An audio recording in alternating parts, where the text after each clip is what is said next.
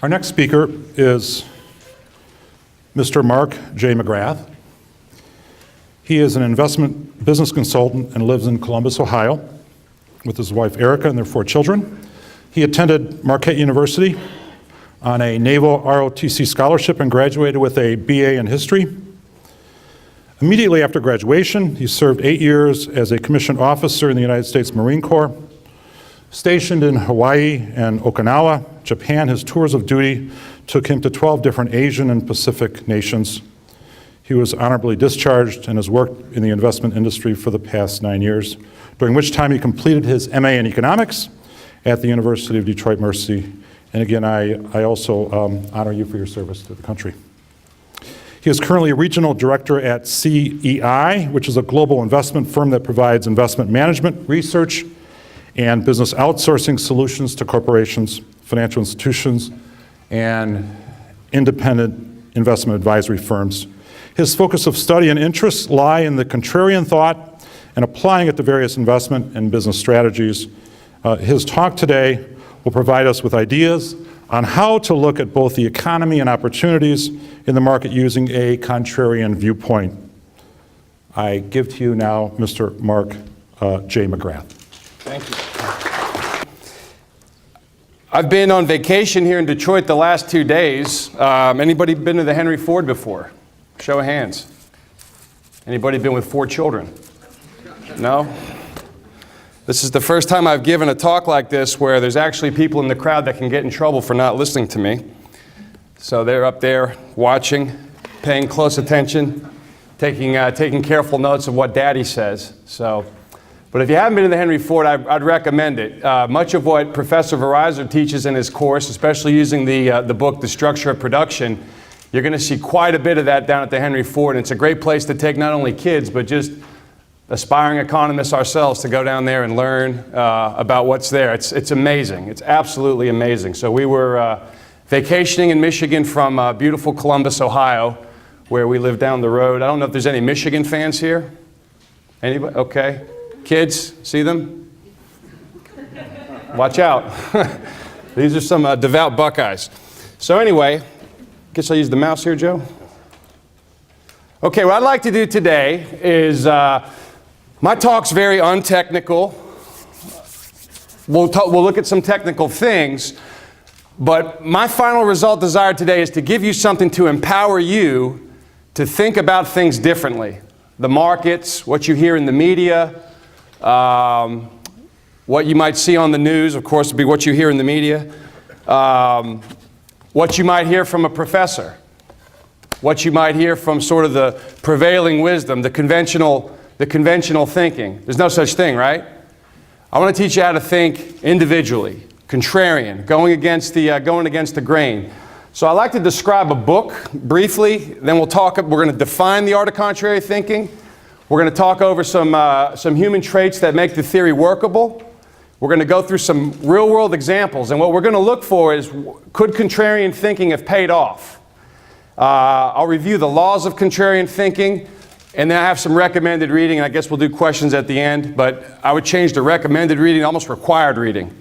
And the nice thing about contrarian thinking is no matter what side of the aisle you're on, right, left, Keynesian, Austrian, whatever, if you apply thinking contrarily to the various things that you encounter, you're generally going to be persuaded and come to the correct conclusions, and we'll talk about that in great detail. Whoop.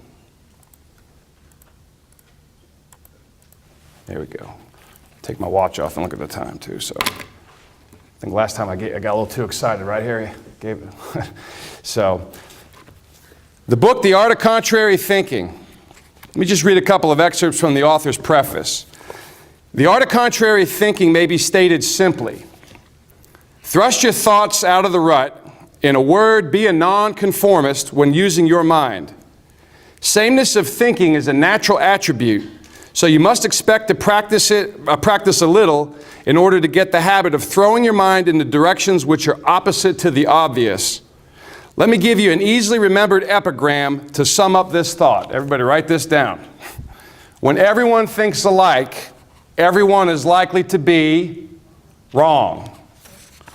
Another excerpt. This writer believes the great lack in economic and political studies is the failure to analyze human nature. For us that are Austrians, we know that economics is what? Human action, correct? How people think and how they act are too often overlooked when we are trying to project a future pattern. Human behavior is fully as important, as if not more important, than statistical behavior.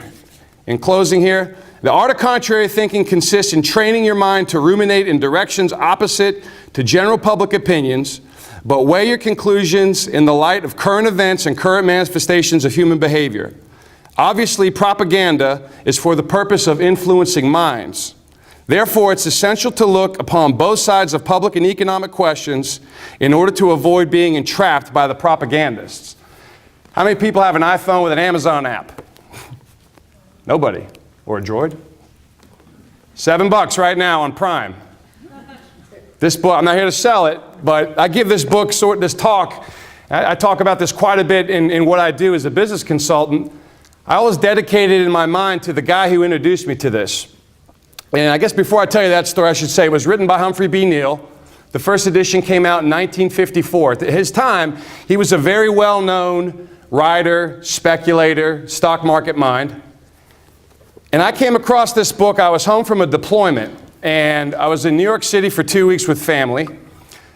And I was going to fly back to Okinawa from JFK. So to fly back to Okinawa, you have a long series of flights from New York to Taiwan and then ultimately back to Okinawa. But they leave at odd hours. So I was getting into the cab about 11:30 at night and asked the cabbie to take me to JFK Airport. Now, I must have known it was a serendipitous moment because it was the first time before, it's never happened before or since, that I had a native-born American cab driver. Never happened before or since. And guy was about, then back you think of, young Marine lieutenant, I was pretty big and muscular. This guy was 5 times my size. He probably played for the New York Giants and didn't make the cut. Now he's driving cabs. But when I said JFK at 11:30 at night, he says, "You must be going somewhere exotic." And I said, "Yes, I'm going to Taiwan and ultimately back to my unit in Okinawa." And he says, "Oh, you're in the military." I said, "I'm an officer in the Marines." And he said, "Oh, you're going to be a general?" And I said, "Absolutely not. Nope, I want to get out and go to law school." And he says, "Law school, why do you want to do that?" And I said, "Well, I'm a history major." And, history majors do a couple of things. We go to the military, right, because you can't get a job. Or you become a park ranger or a museum curator or a librarian, or you go to law school. And he started laughing. He said, "You should work on Wall Street with a history background."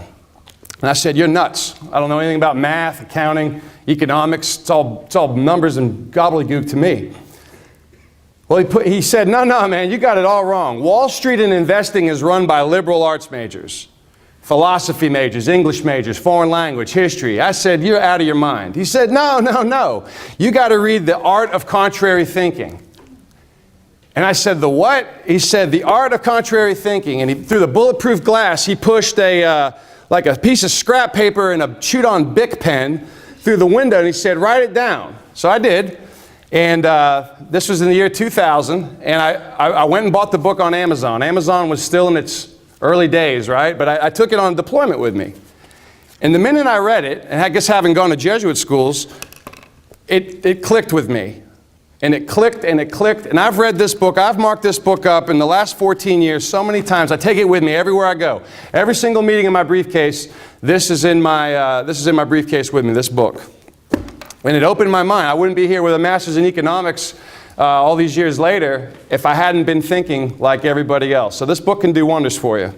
Whatever direction you take it, that's up to you. So simply put, that's how I came across it. So what is it? So when everybody thinks alike, everyone is likely to be wrong. And as he says in his preface, and he says in his writing, it's training your mind. It's constantly training. How many folks in here ever run a marathon or a half marathon? Right? You just go do it, right? No, you train, you prepare. And if you want to continue to do it, you got to continue to train and prepare. Same thing with your mind. Otherwise, you're going to fall for things. But generally being opposite of the general opinion is what Neil thought as real power. Because again, like lemmings off a cliff, when everybody's thinking alike, everyone's likely to be wrong. Who's ever been to a Lions game or a Tigers game where you see all these people crowded around a table running away with free t-shirts. And all they had to do was sign up for a credit card, right? But it's free, right? A contrarian probably wouldn't do that. You'll never see me do that. You'll never see me do that. But that's until I read this book, because I used to do it all the time in college. But it's basically a tool. And I'll tell you, you have to go and develop it yourself. You have to go and develop it yourself and use this book as a coach, as a guideline, and look for it everywhere. Because contrarians are everywhere. If you go to Henry Ford's a great example of a contrarian. He failed at business 2 or 3 times before he started the Ford Motor Company. And what do you think in his failure? What do you think people were saying to him? Don't do it. Do something else. Do what everybody else is doing. But he went against the grain. Steve Jobs, right? There's a perfect example of somebody that went against the grain. Who else is a good example? Walt Disney, Howard Hughes. I mean, these are people that fight against the current to take their ideas. I'll get to your question later, honey. That's my 5-year-old. She was excited today. She said this is the economic show. So, whoop, I keep hitting the wrong button there. Okay, now why the art of contrary thinking works is very simple. Neil lists out various human traits: habit, emotion, custom, fear, greed, impulsiveness, wishful thinking. But none of these have anything to do with what? Truth, reality. It's about how we feel. It's not about what is. And the art of contrary thinking trains our mind to determine truth, to pursue truth, to figure out what really is. What are we being told for somebody else's advantage? What are we being persuaded to think? And versus uncovering what actually is. And as somebody in the investment business, I'm around this every single day. People, what's the general rule of investing, right? Buy low, sell high. It's almost always the opposite for the average person. It's almost always the opposite. Buying high and selling low. That's why there's so few Warren Buffetts in the world. Somebody mentioned him earlier. That's why there's so few Steve Jobs. There's so few, you have to agree with his politics or not, so few George Soros, other very savvy investors. Okay, the quantitative analysis of investment behavior comes out every year. The new one, I didn't have time to update it because it just came out yesterday and we were at the museum. Anyway, but these are the same ideas that Neil is talking about. Loss aversion. People hate to lose money. They don't see a falling market or a falling stock price as a sale. They see it as lost money, not gained opportunity. Narrowly framing decisions and their implications, thinking that everything I do today is going to have something to do with Russia or Ukraine or Syria or whatever. Anchoring, that is relating things that were familiar experiences to you. And not being able to, gold's at a certain price. Now I'm going to use that price as my anchoring point. Is it the right price? Is it the wrong price? But it's the one that I was comfortable with. But that all comes out of what? My feelings. Diversification. This is my favorite because I heard it mentioned earlier. Seeking to reduce risk by simply using sources, giving no thought to how those sources interact. That's something I deal with on a daily basis where people think they're diversified because they're doing the same thing at 3 different places.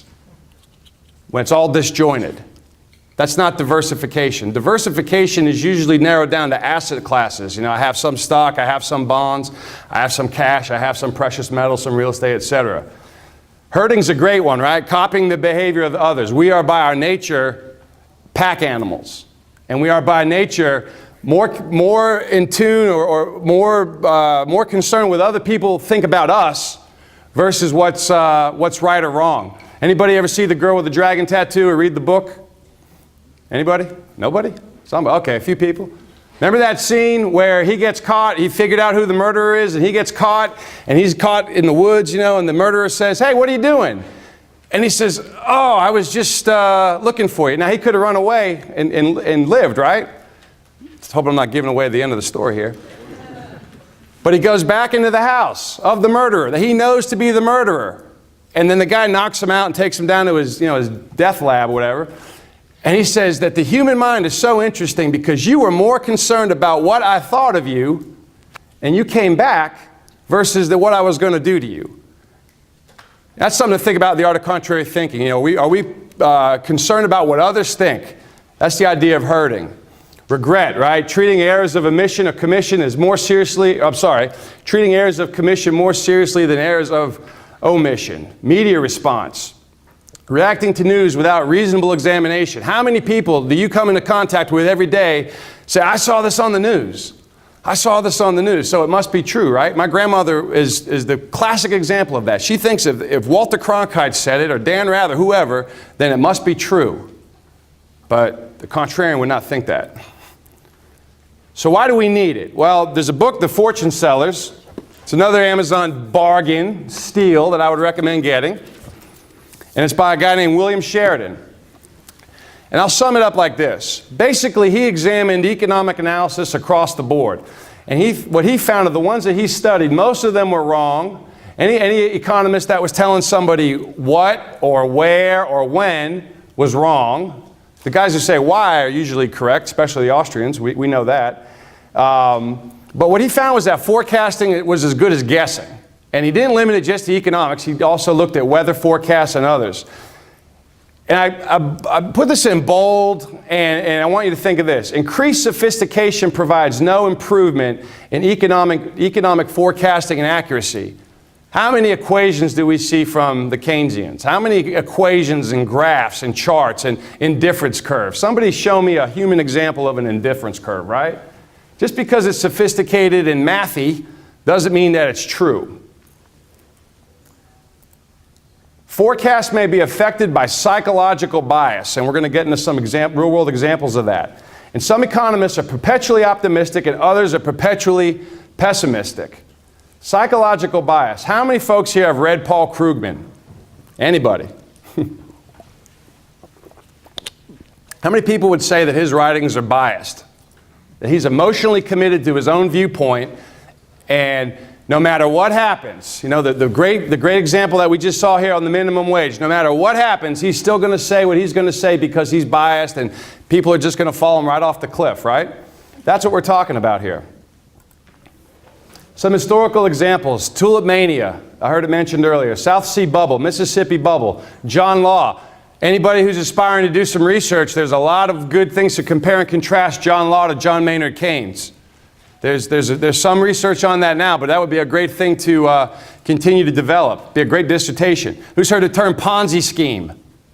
Ponzi scheme, right? The Nifty 50. Japan in the 1980s. I'll show you a graph here. The dot-com bubble. Subprime housing. Federal inmate 617-27054. Who's that? There he is. $65 billion of monetary capital forever gone, never coming back. Kevin Bacon, Steven Spielberg, doesn't matter who you were, you lost money and you're never going to get it back. How many people were chasing his numbers? How many people were thinking this guy was the president of an exchange, the NASDAQ? This guy's been in the business a long time, he's got all these great clients, and people went right off the cliff with him. Although he made out lucky. He's in the federal pen and everybody else is out of money. Okay, so I mentioned the South Sea Company, right? At what point do you think the mania starts? What price level? Can you see that high? About 300? Now smart people would generally avoid this, right? Only the average person, the average human being back in those days got involved in this, correct? Anybody know who that is? What'd he do? Invented calculus, right? I mean, it's a pretty smart guy. Top 10 people smart all the time. I mean, we put him in the top 10? I would think. If not the smartest, certainly one of them. But his famous quote was what? I can calculate the movement of the stars, but not the madness of men. And this is Isaac Newton's actual experience in the South Sea Bubble. He got in and he left happy, right about the, I don't know if my laser pointer works, I think it'll reflect and blind somebody, so I won't use it. But Newton exits happy. Now, he could have just walked, right? What do they say when you go to Atlantic City or Las Vegas? You start winning, take your winnings and leave. What? But what's the house trying to do? Keep you going back. Comp your room, free drinks, free dinner, free shows, right? So what did he do? His friends started getting rich. Now, remember those human traits, right? Greed, jealousy, and other things. So he goes back double or nothing. And what happens? He exits at the bottom. He lost everything. Lost his entire fortune to speculation. So smart people are not immune from falling victim to this. You can invent calculus and still lose your shirt in the investments. The Tulipmania, Professor Weglar's mentioned it earlier. Study that. And the Art of Contrary Thinking, by the way, talks about this in great detail. There's another book that the Mises Institute has out. I believe it's by Douglas French. It's a tremendous study of Tulipmania. But basically, people were using tulips as what? Tulip bulbs. Currency, right? I mean, does that make any sense to anybody? Now, it's easy to look back and laugh, but at the time, think about it. You're walking around with wooden shoes, with windmills in the background, right? Like a Hans Christian Andersen thing, and whatever Holland must have been like in those days. And you see all your friends making money on what? Tulip bulbs. So what are you going to do? You're probably going to get involved to a very bad ending. Now, I updated this. Years ago, I gave this talk here, and I updated it through the end of last year. But anybody know what this is? This is the Nikkei Index. That's the broad market index of Japan. Now, when I was a kid, my grandfather almost had to be put to bed because a Japanese corporation purchased Rockefeller Center, where he worked. He was born and raised in New York City, and he couldn't believe it. He drove American cars his whole life, and he almost disowned my father when he bought a Toyota Corolla in 1982. He almost double disowned him when he bought a Nissan years later. But everybody in those days, in the 80s, was saying what? Learn Japanese, study Japan, because they're going to take over the country. Their market's going to continue soaring forever and ever and ever. But after that top in 1989, what happens? You've heard the term lost decade? They had two of them. We're trying to catch up to them, by the way, here in this country. But they had two lost decades. But the fervor and the mania around Japan back then is very similar to what we're seeing today. Some people would argue that it's very comparable to modern day the Chinese economy. That's the same type of deal. We'll see. The jury's still out. But again, applying a contrarian viewpoint. If somebody's stopping and saying, well, wait a minute. We don't need to do that because the emperor has no clothes. He's printing money. It's only a matter of time when economic law and economic principle will come to the forefront. Dave Bruhan mentioned earlier about bond fund flows, right? As the markets went down in the last crisis, and the bottom right here was March the 9th, 2009. Does anybody know the number of the S&P 500 that day? 666. Whoa. But as the market's going down, what's everybody doing? Where are they throwing their money? As the equity markets were going down, they're thinking that bonds were safe because you can't lose money in bonds, right? And years ago, a commentator named Nick Murray said, back in 2010, that this is the only chart that we're going to have to look at to see the bond crisis of 13, 14, or 15, whenever it comes, that everybody went to bond funds. Everybody abandoned equities. And they abandoned equities. What happened to equities? Nobody's really there to benefit from that price increase. But everybody's in bond funds. But interestingly enough, what do you see happen last year? Everybody starts running out of bond funds because people found out, hey, you can lose money in bond funds. There's a great article about Bill Gross. He managed the PIMCO Total Return Fund. His fund was only down about 0.7. His average investor in the fund was down 1.4, double. Doesn't sound like a lot to lose 1.4, but when they did the math and they said in the article, that's $11 billion forever lost that people walked away from by pulling out. This is just another look at that picture of the S&P, of looking at the equity funds, right? Look at all the outflows, right? The market starts to go up a little bit. You see the green, right? People start putting money in to try to chase it. You see it go down. What do people do? They get out. Remember, on the other side of every sell is a what? A buy. On the other side of every buy is a sell. So when all the average people are selling down here, who's backing the truck up and buying? The smart money, right? And then the same thing at the top, where this market starts to turn down, what do you think the average person's going to do? They're going to start selling. And the institutional money, the smart money, they're going to start buying at a discount. A contrarian view might look at the S&P 500 performance and think, hey, quantitative easing is directly correlated with market performance. You can see that in QE1, there was a 47% jump, and QE2, a 10% jump. 16 was Operation Twist, and then Operation Twist Extension, and then QE3 and 4, and QE25, whatever we're going to get to. But every time there was no QE, what was happening in the marketplace? The price was depressing. The price was depressing. What do you think the average investor was doing? Getting out, because they're thinking like everybody else. They're not thinking contrarily. You've seen this chart before in your books about peaks, troughs, recessions, expansion. Here's another way to look at it from a psychological standpoint, right? Starting with optimism, getting excited, thrilling, euphoria. This is the best decision I ever made, right? The market takes a slope. Now we start feeling some anxiety. We get a little nervous. We start to deny ourselves, and we tell ourselves, well, I'm a long-term investor. Then we get desperate. Then we capitulate, and we become despondent. And then what do? Average person down here. Maybe the markets aren't for me. We sell, right? What does Buffett do? What does Soros do? What does Jim Rogers do? They're probably buying tenfold because the price has been depressed. Here's a quick question. If you think of the face of a clock, right? The euphoria is 12. It's hard. I guess it's kind of hard to envision here. The top of the market is 12 o'clock. The bottom of the market is 6 o'clock.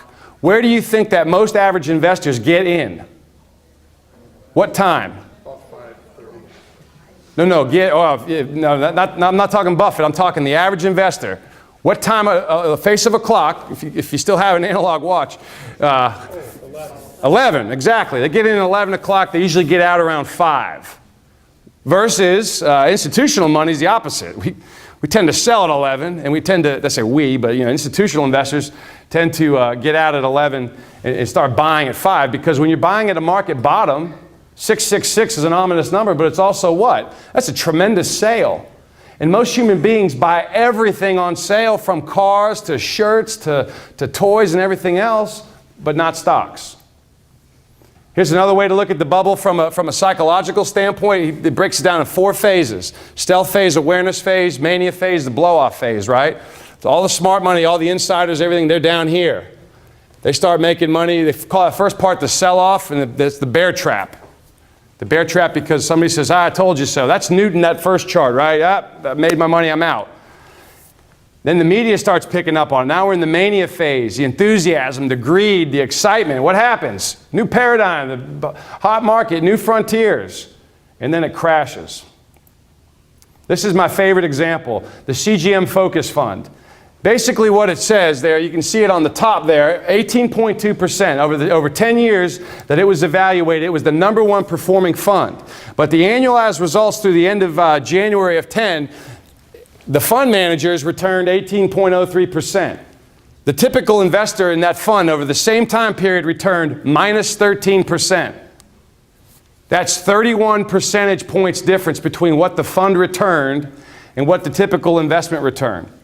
And there's an example on the other side there saying that if you had invested $10,000 and you had stayed in, you would have wound up with $51,000. But if you were the average investor, your $10,000 shrank to $1,585. So we don't get it right as average investors, but professional analysts do, correct? What do you notice about forecasts? What do they always lag? Market performance. Analysts are very good at telling you what? What just happened, right? They're very good at predicting what just happened. How many people see the news come out and they say, oh, the stock's down because it didn't meet analysts' expectations? The analysts probably weren't right, but the deeper that you dig, you look at their expectations, what's the similarity between the performance of that stock or that market?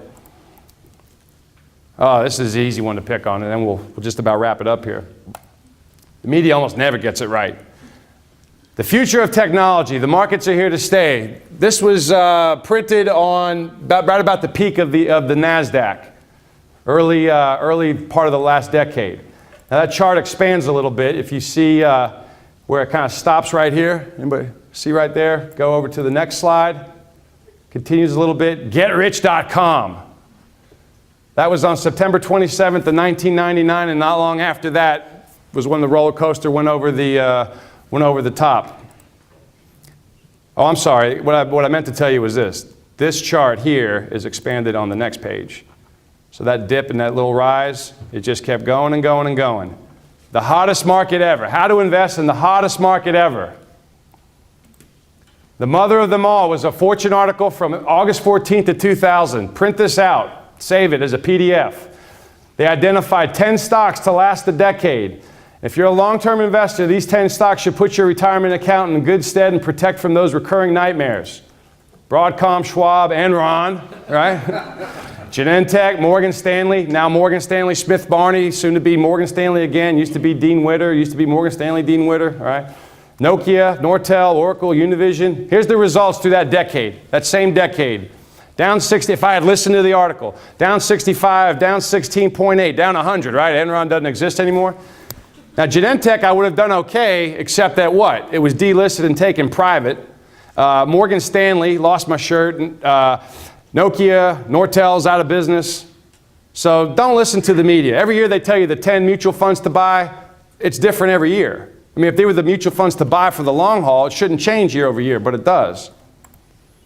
Don't drink the KoolAid. Everything's great. Buy stock. So here are the laws, and we're getting to the closure here. Pursue the truth. All right? Disconnect how you feel and look for truth. It's hard because we're psychological behavioral beings. But find out what really is and what's really not. Question everything. The 5 W's. We had this in the Marines. Who, what, where, when, and why. That's the most important thing, is the why. And then on top of that, the why, the why, the why. What did Socrates do with his method? What was he ultimately trying to get you to say? I don't know. And it was from that point that we continue to develop and research and research. Most people stop about who and what. Smart thinkers maybe go down to who, what, where, and when. But the contrarian thinker, the analytical thinker, the continuous critical thinker always wants to know why something happened.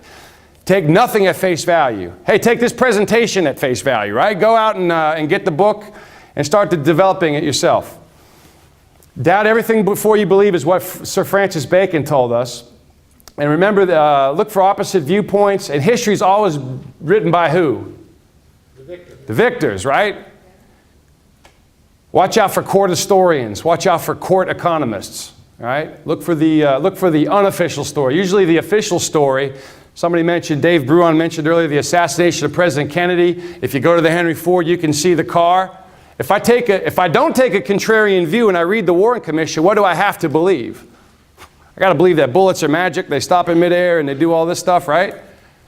If I'm a contrarian thinker, I'm going to start that. I'm going to question that because I know the laws of physics. I took it in high school, right? And I'm going to dig and I'm going to dig and I'm going to dig. And ultimately what I want to find is not just to refute the Warren Commission for the sake of refuting it. I want to know what the truth is, right?